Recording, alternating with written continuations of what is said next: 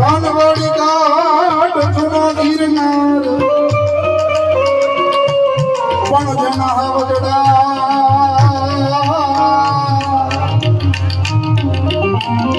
એ ઝડપીએ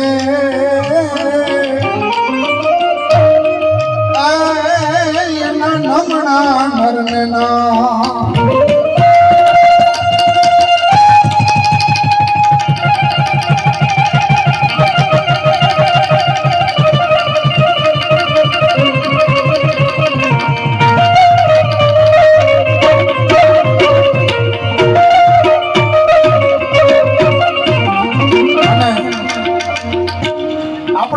સૂર્યો કેવા છે એની તમને વચ્ચે વચ્ચે ઝાંખી કરાવું થોડું.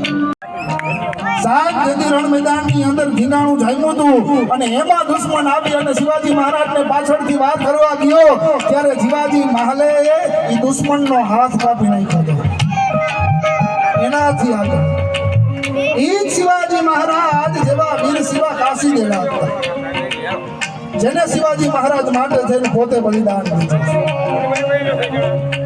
હું પ્રતાપનો બાપુ ઉદયસિંહ અને ઉદયસિંહ જેની સભા ભરીને બેઠા હોય. મહારાણા પ્રતાપની ઉંમર નાની અને જયવંતાબાઈના ખોડાની અંદર મહારાણા પ્રતાપ બેઠા હોય ત્યારે રાણાજી છે એ પોતાની જનેતા જયવંતાબાઈ પૂછે છે કે માં આપણા રાજ્યની અંદર આપણા દરબારની અંદર એક દાસી દાખલ થાય અને આખી સભા કેમ ઊભી થઈ જાય છે. અને તેથી જયવંતાબાઈ મહારાણા પ્રતાપને કહે છે કે રાણા આ તારો બાપ ઉદયસિંહ જેથી ઘોડિયાની અંદર ઊંધો તો ને તેથી એનો હોગો કાકો બલિવીર છે એને મારવા હાટું આવ્યો અને તેથી આ પન્નાધાએ પોતાના એકના એક દીકરાને હોમી અને તારા બાપની ગાદી બચાવી હતી. એ પન્નાધાઈ મારા તમારા સમાજના હતા.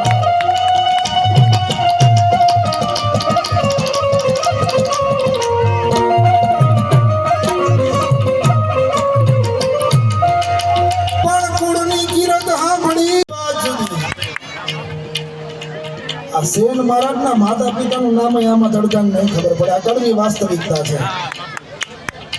દેવીદાસ ને કુંવરબાઈ હું તો આ બધું જોતું છું. વસુભાઈ પાસે જાઉં છું.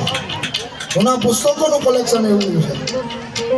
પણ જે વાત કરતો તો દાસી જબુબાઈ આજ તારા ગજ હેઠા મૂકી અને અહીંયા વજન મૂકીને વરવા 9 લાખ તારા નીચે બેઠો ઈ ક્યાં રાજવે દરવા ચપટી ધૂળની પ્રીતે આવે અહીંયા 14 ભુવનનો સ્વામી અરે ભજન કરે ઈ જીતે મનવા અહીંયા તો વજન કરે હારે.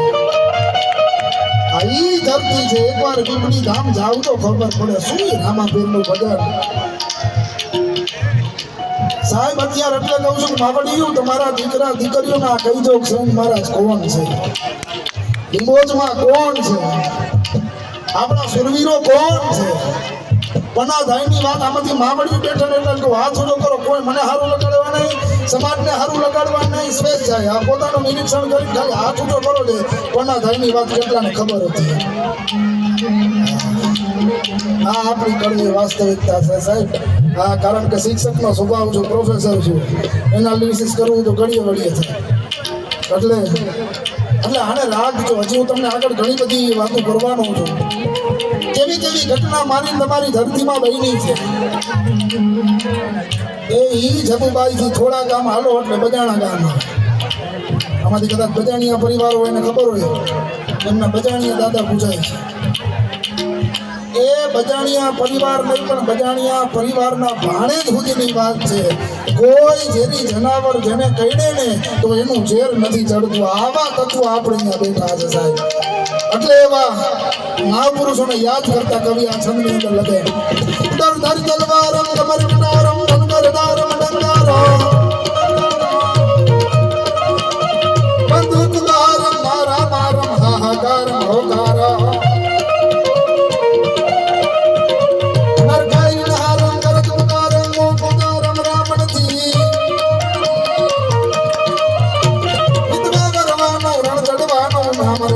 કામ નથી ભાઈ ના પરદાનો